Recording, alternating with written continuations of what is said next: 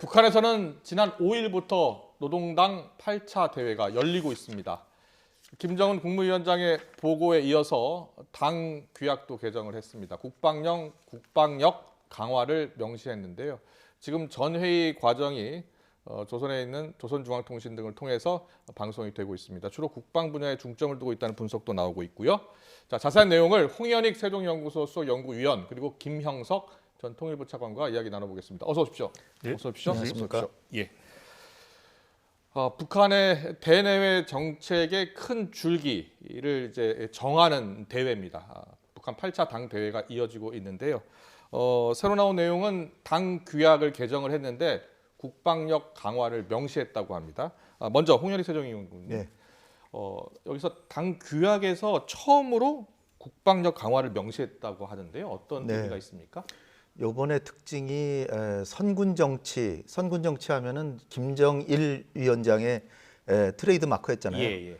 근데 이제 요번에 인민대중 제일주의라 그래서 당이 인민을 섬긴다. 그러니까 중점을 사실 경제가 다 망가졌기 때문에 인민들이 매우 어렵잖아요. 예. 그 충성심이 이제 이탈할 수 있으니까 아. 인민들을 위하는 척하는 거죠. 예. 제가 볼 땐 좀 불쌍한 처지라고 저는 봅니다. 예. 사실은 김정은의 권한은 최대한 강화하는 식으로 가면서 그런데 그 모토는 당의 모토는 인민대중 제일주의로 이제 가는 거죠. 근데 국방력을 강화한다고 하는 것은 경제로 뭔가 보여준다라고 한 10년 동안 계속 얘기하는데 못 보여주고 있으니까 결국 보여줄 수 있는 건 가시적으로 해줄 수 있는 거는 국방력 강화다.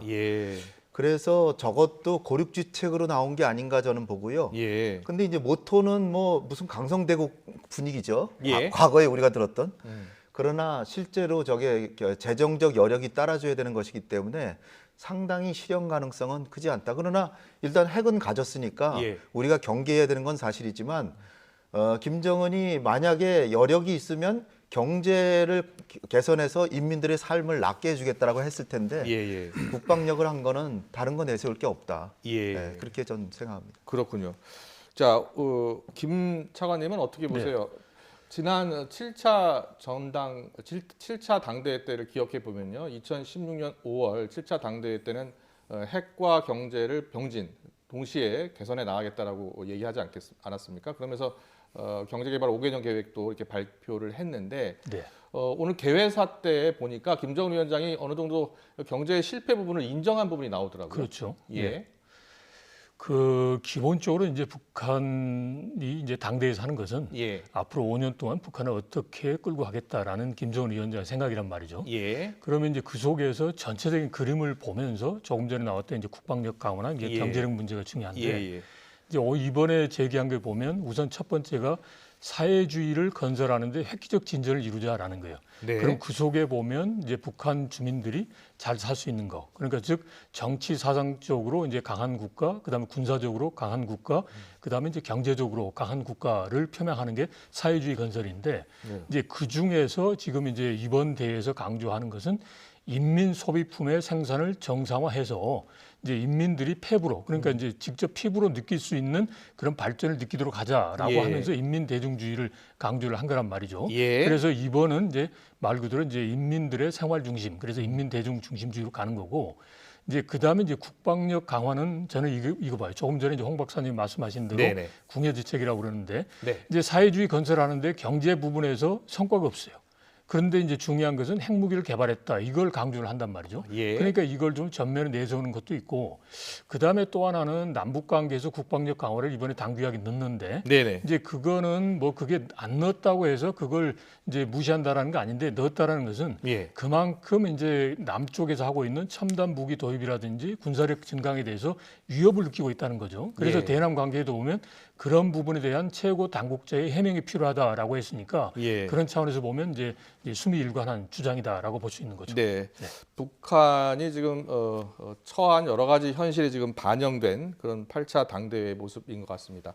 그리고 오늘 나온 내용 보니까 또 노동당 조직도 개편이 이루어졌는데요. 정무국이 폐지되고 비서국이 다시 부활했다는 소식인데 이게 어떤 의미가 있는 겁니까?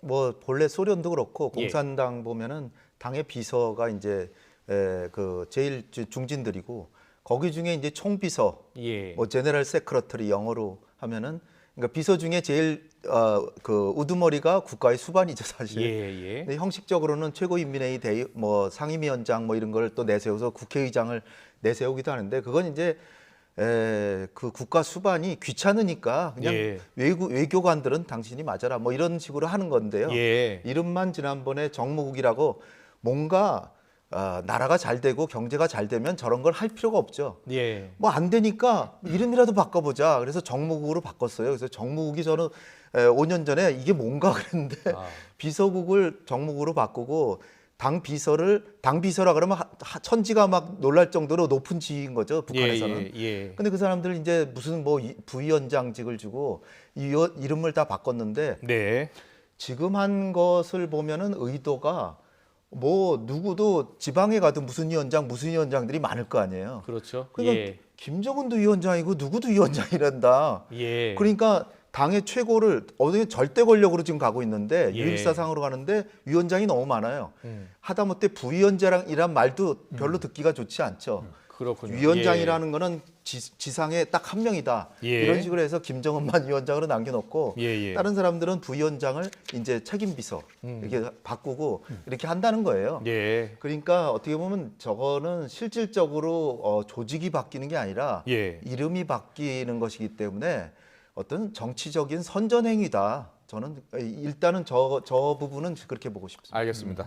그리고 자세히 들여다보니까 당 집행부의 약 70% 정도가 지금 이번에 교체가 됐습니다. 그리고 여기에 김여정, 조용원 등 김정은 위원장이 신임하는 인물들이 대거 집행부 명단에 이름을 올렸는데요. 자, 당 조직 개편. 자, 여기는 어떤 의미가 담겨 있을까요, 차관님? 그 보면 이제 2016년에 7차 당대회 때 내세웠던 게 제대로 안 돼 있기 때문에 네. 그럼 8차 당대회 때 새로운 전략 노선과 과업을 제시한다고 그랬단 말이죠. 예. 그런데 이제 왜 안 됐는가 그러한 원인 중에 하나를 이제 내부적인 문제다라고 이번에 제기했습니다. 그러면 내부적인 문제라는 것은 제도적인 것도 있지만 인사적인 문제도 있기 때문에 아마도 이제 집행기구의 70% 이상을 이제 바꿨다라고 볼 수도 있는 거고요. 그렇군요. 예. 그 중에서 이제 김여정을 앞세운 것은 아무래도 남매 통치이기 때문에 이제 예상했던 건데 김여정을 그대로 내세운다. 그러면 작년 6월에 김여정이 대남하고 대미 관계를 총괄한다라고 했단 말이죠. 그러면 그때 김여정이 내세웠던 그 기조를 그대로 간다라는 의미도 있을 수가 있습니다. 그렇군요. 왜냐하면 이제 이번에 대남 관계나 그다음에 대미 관계 쪽에 이야기하는 걸 보면 작년에 북한이 했던 그 연장선에서 계속 나오고 있단 말이죠. 그래서 그렇다면 여튼 이번에 이제 많은 인원들을 바꾼 것은 좀 인적 쇄신을 해서 새롭게 출발해 보자라는 거고 그 중에 김여정이 등장하는 것은 이제 계속적으로 대남 관계나 대미 관계는 기존의 그런 그 흐름을 유지하겠다. 라는 걸로 해석할 수 있지 않나 싶습니다. 알겠습니다. 김여정 부부장의 경우는 이제 지금 분석해 주시는 게 대남 총괄에 이어서 이 대미 총괄도 맡을 가능성이 있다라고 보셨는데요. 홍현익 박사님도 마찬가지 의견이십니까? 예, 지금 김여정이 5년 동안 그 지위가 수직 상승, 그야말로 수직으로 그냥 올라가고 있는데 그 젊은 여성이 지금 당 그 중앙위원회 정치국의 후보위원입니다. 어마어마한 거죠. 우리나라로 지금 저 부총리급 정도 되는 그런 상황인데 부총리가 물론 많죠, 북한은. 근데 지금 작년에 그 개성의 남북 공동 연락사무소 폭파시키는 거를 즈음해서 남북 관계에서 선한역에서 악역으로 변신하더니 자기 이미지를 쇄신하면서 북한식으로 보면 쇄신한 거죠. 당성을 더 강화하고 대남 적대 노선의 선봉장이 돼서 지위도 올라가고 이렇게 했는데 어차피 북미 대화가 안 되니까. 그러나 사실 작년 7월에 얘기했던 담화 내용은 미국한테 제가 백악관에 좀 방문하고 싶습니다. 그런 얘기를 사실 한 거거든요. 근데 이제 트럼프가 사정이 안 돼서 그거는 실현이 안 됐지만 김정은으로서는 지금 뭐 위임 통치라는 얘기도 작년에 나왔지만 자기가 너무 많이 권력은 비대했는데 책임은 덜 지고 싶으니까 권력을 조금 나눠줘서 책임은 뭔가 잘못되면 책임진 사람한테 책임을 물으려고 그러는 거예요. 그래서 김여정한테는 남북관계, 대미관계도 맡긴다 그러는데 지금은 이제 정치국원과 후보위원 사이인데 이번에 호명된 순서가 20번째입니다. 국가서열 20이면은 그렇게 중요한 건 아닌데 근데 아주 젊은 여성이기 때문에 백두혈통이고 그래서 이번에 만약에 이제 오늘이나 내일 아마 정치국원으로 만약 승격이 된다면 혹시 상무위원으로 상무위원으로 된다면 뭐 어마어마한 거고요. 예. 그럼 바로 후계자라고까지 볼 수 있는 건데. 상무위원이면은 북한에서 5명. 최고 의사결정을 하는 네, 5명에 5명. 들어가는 거죠. 네. 예. 이번에 제가 또 모순적으로 보는 게 뭐냐면 김정은의 권한은 완전히 지고의 가치로 더 높이고 예. 그다음에 바로 밑에 정치국 상무위원회가 5명이 하는 건데요. 그 상무위원회가 조직 개편도 하고 모든 거를 논의할 수 있는 권한을 더 강화했어요. 네. 그게 뭐냐면 권력은 점점 집중화시키고 독재 체제로 가면서 말은 모토는 인민대중 제일주의로 얘기한단 말이죠. 그러니까 굉장히 모순적인 게 제가 뒤에 부분에도 얘기하겠지만 네. 상호 모순되는 게 굉장히 많아요. 네. 말잔치를 하는 것인데 따져서 논리적으로 보면 다 모순되는 것들이 여기저기 많이 있어요. 그렇군요. 네, 그래서 김여정이 일단은 후계 체제와 관련해서 김여정의 지위는 우리가 유의 깊게 봐야 되지만 예. 만약 이 순간에 김정은이 만약 유고 상태로 가면 김여정이 나설 수밖에 없는 상황이라고 좀 봅니다. 알겠습니다. 보통 새해 첫날 김정은 위원장이 신년사를 통해서 북한의 주요 정책 과제를 설명하고 대남 정책, 뭐 대미 정책을 발표를 하는데 이번에 신년사, 육성 신년사가 따로 없었어요. 그래서 지금 이 8차 당대회를 주목하고 있는 건데요. 조선중앙TV가 관련 내용을 보도를 했습니다. 8차 당대회 대미 정책 관련인데요. 강대강 선대선 원칙, 이 원칙을 그대로 유지하겠다라는 입장을 밝혔습니다. 조선중앙TV 발표 내용 듣고 이야기 나누겠습니다. 새로운 조미관계 수립의 열쇠는 미국이 대조선 적대시 정책을 처리하는 데 있다고 하면서 앞으로도 강대강, 선대선의 원칙에서 미국을 상대할 것이라는 우리 당의 입장을 엄숙히 전명했습니다. 네, 김 차관님 좀 설명 좀 부탁드리겠습니다. 강대강 선대선 원칙은 뭐 그동안 계속 북한이 밝혀왔던 네, 예. 원칙입니다. 다시 네. 한번 재천명한 거죠? 그렇죠. 예. 그러니까 이제 북한의 기본적으로 보면은 이제 미국이 북한의 제도를 압살하려고 하는 세력이고 예. 그리고 또 이제 대한민국과 함께 한미 군사 훈련을 포함해서 여러 가지 이제 위협을 가하고 있다. 이제 거기에 대해서 자기들이 이제 방어 차원에서 핵무기를 개발했다라는 거죠. 그러니까 예. 힘에는 밀리지 않겠다라는 게 강대강이고, 예. 그래서 이번에 여러 가지 이제 무기를 한다라고 이제 꼭 소개했지 않습니까? 예. 그런데 그것만 있는 게 아니라 보면 오늘 이번에 표현도 예. 국방력 강화가 외교를 배제하는 게 아니다. 그리고 조미 예. 관계를 풀 수 있는 열쇠는 이제 미국이 어떻게 하느냐에 달려 있다라는 거니까 예. 그런 식으로 이제 미국이 변화하면 자신들도 변화할 수 있다라는 겁니다. 그래서 네네.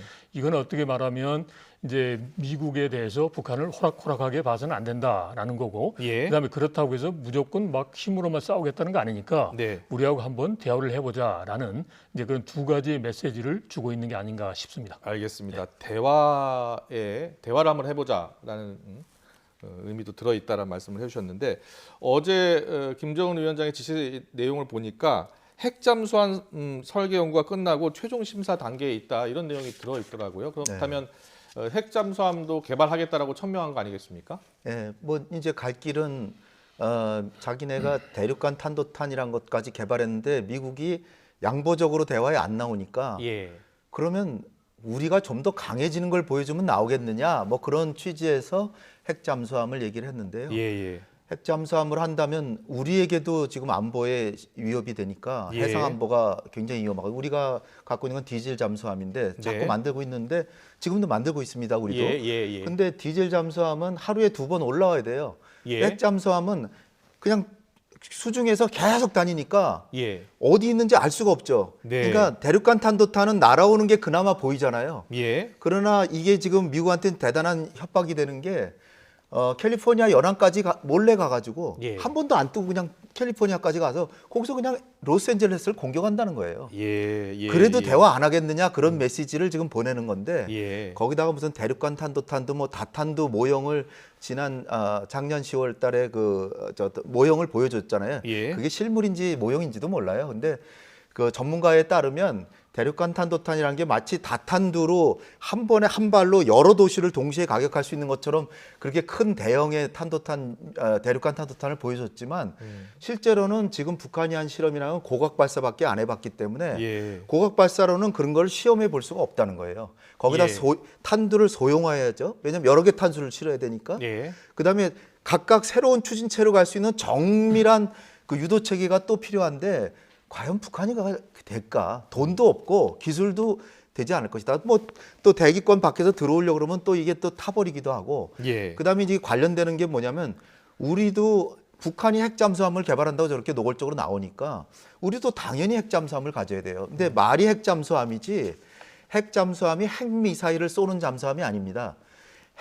그러니까 원자력을 동력으로 활용한다라 그래서 핵잠수함이라고 부르는 거예요. 그러니까 사실 원자력 잠수함이라고 불러야 돼요. 예. 근데 우리도 당연히 원자력 잠수함을 우리도 만들어야 되는데 한미 간의 원자력 협정으로 미국에서 어떻게 할지 모른다 그래서 안 만들고 있는데 만약 북한이 이렇게 선언까지 했는데 우리도 당연히 원자력 잠수함을 만들어야 됩니다. 이렇게 말씀드리고 싶은 게. 알겠습니다. 개인적인 의견을 지금 말씀해 주셨는데요. 이 지금 들으신 것처럼 핵잠수함 개발을 이제 처음으로 공식화한 건데요. 조선중앙TV가 관련 내용을 전했습니다. 또 듣고 오겠습니다.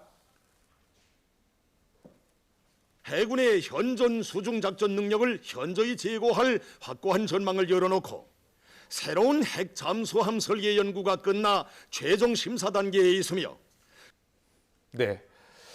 자, 지금 이게 대미 메시지도 된다라는 이제 분석들을 해주셨는데 김전 차관님, 네. 지금 미국 같은 경우에는 완전한 비핵화를 지금 요구하고 있어요. 그렇죠. 그런데 북한이 핵잠수함을 지금 개발하겠다라고 천명한 겁니다. 네, 네. 미국 입장에서는 어떻게 이 문제를 해결해야 될지 더 고심이 깊어지겠는데요. 깊어지죠. 예. 그런데 이제 미국의 입장에서 특히 바이든 대통령 입장에서 보면 이렇게 이제 항상 위협을 하는 북한이 이제 처음 보는 모습은 아니란 말이죠. 예. 그리고 이러한 북한의 위협을 염두에 두면서 이제 당면한 핵 문제를 비핵화하고 예. 그다음 또 북한을 비핵화하는 거니까 예. 이제 바이든 정부 입장에서는 기분이 나쁠 수가 있죠. 그러니까 이렇게 일단은 미국을 자극하는 거 아닙니까? 그래서 예. 이제 조금 전에 홍 박사님 말씀하신 대로 이제 미국 본토를 타격할 수도 있다라는 거니까 일단 그런 게 있지만 예. 이걸 이제 기본 상수로 하면서 그러면 어떻게 북한을 이제 이렇게 관리하에 두고서 이제 정말 그 비핵화하고 이런 위협적이지 않는 그런 존재로 변화시킬까라는 이제 고민을 해야 될 상황이라고 봅니다. 그런데 지금 이제 북한의 입장에서 보면 어떻게 보면 이번에 발표한 게 이제 작년에 했던 거 이제 연장선이거든요. 근데 그럴 수밖에 없는 게 미국의 입장이 새롭게 변한 게 없단 말이죠. 그때는 미국 대선 이야기했지만 지금 바이든 정부가 출범하지 않았기 때문에 북한의 입장에서는 미국이 어떤 식으로 나올지 모르는데 어떤 카드를 내세우기 어렵잖아요. 그렇겠네요. 그런 상황에서 또 코로나19라고 하는 상황이 있기 때문에 네. 이건 더 이상 북한이 이제 활동할 수 있는 그런 그 가능성, 여력이 낮기 때문에 네. 그렇다면 가장 원론적인 입장을 제시할 수밖에 없단 말이죠. 네. 그래서 만약에 미국의 바이든 정부가 지금도 보면 이제 북한에 대한 입장을 이제 밝히기는 어렵다라고 하지만 기본적으로 북한이 이야기하고 있는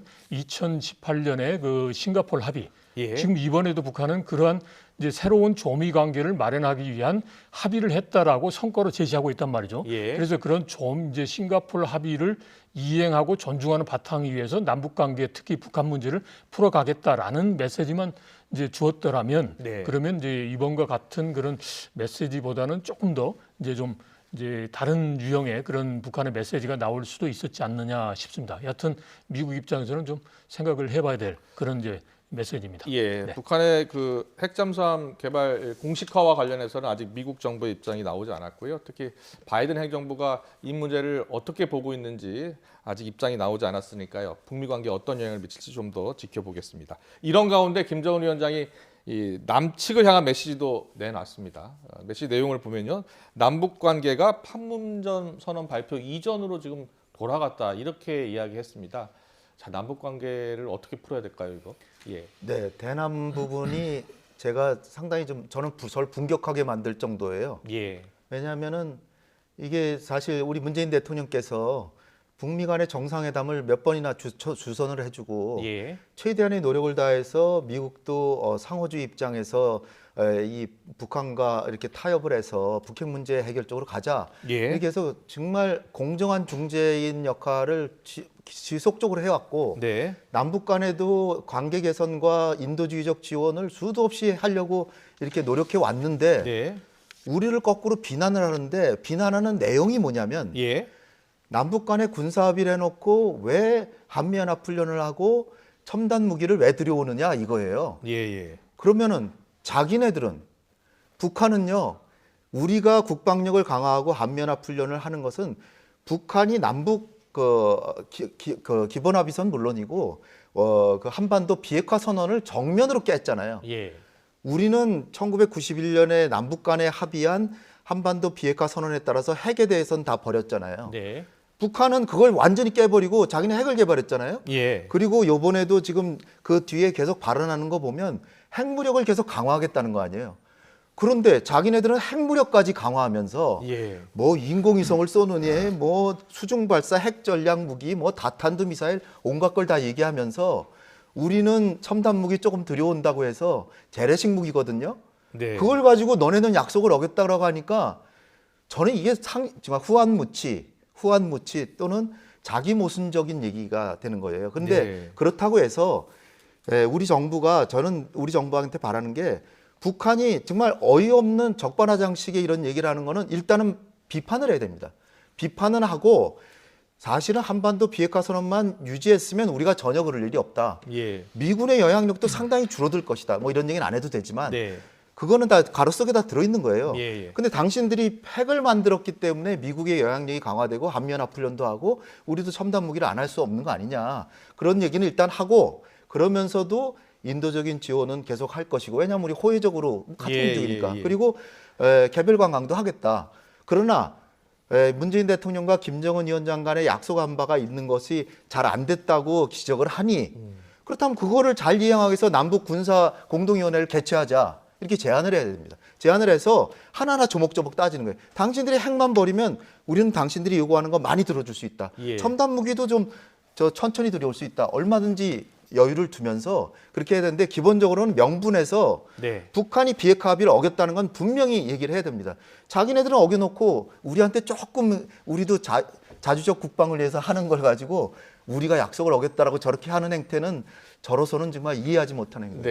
네, 일단 지금 북한의 태도에 대해서 이해할 수 없는 행동이다. 하지만 우리가 좀 대화하면서 또 설득하는 과정도 필요하다는 말씀을 해주셨는데 김 전 차관님, 네. 당장 이제 3월에 이제 한미 연합 훈련이 예정돼 있잖아요. 네. 이제 한미 연합 훈련 하지 말라는 의미도 담겨 있거든요. 담겨 있죠. 예, 예. 그래서 가장 이게 어떻게 보면 하나 이제 이제 계기가 될 수도 있는데요. 예. 기본적으로 이제 저는 이제 기본 그렇습니다. 한미 합동 군사 훈련은 지금처럼 뭐 안 할 수는 없는 거고 네. 하면서 이제 절제된 차원에서 하면 되겠죠. 근데 이제 이게 북한의 이런 그 메시지를 저는 이런 쪽으로 해석을 해도 되지 않겠나 싶어요. 네. 조금 전에 홍 박사님 이야기한 대로 모든 국가가 국방력 강화하는 것은 당연한 거란 말이죠. 그런데 네. 그걸 가지고 하지 말라라는 것은 이거는 무리한 요구라는 걸 북한이 안단 말이죠. 예. 자, 그럼 왜 이렇게 무리한 요구라는 걸 알면서 했느냐라는 건 뭐냐면 이게 남쪽에서 너무 이제 서두를 필요가 없다.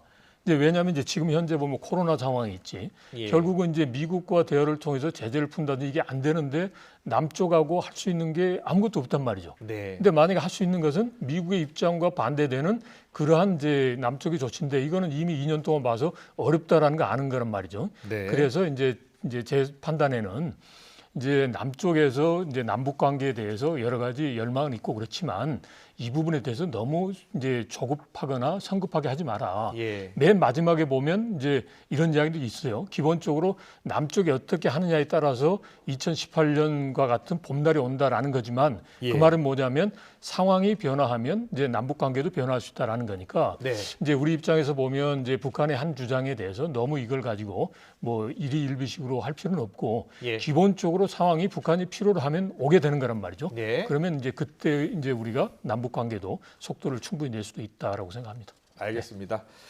8차 당대회 지금까지 어떤 내용이 나왔는지 한번 찾아봤고요. 그리고 남북 북미관계 전망까지 들어봤습니다. 홍현익 세종연구소 수석연구위원님 그리고 김영석 전 통일부 차관과 이야기 나눠봤습니다. 잘 들었습니다. 네.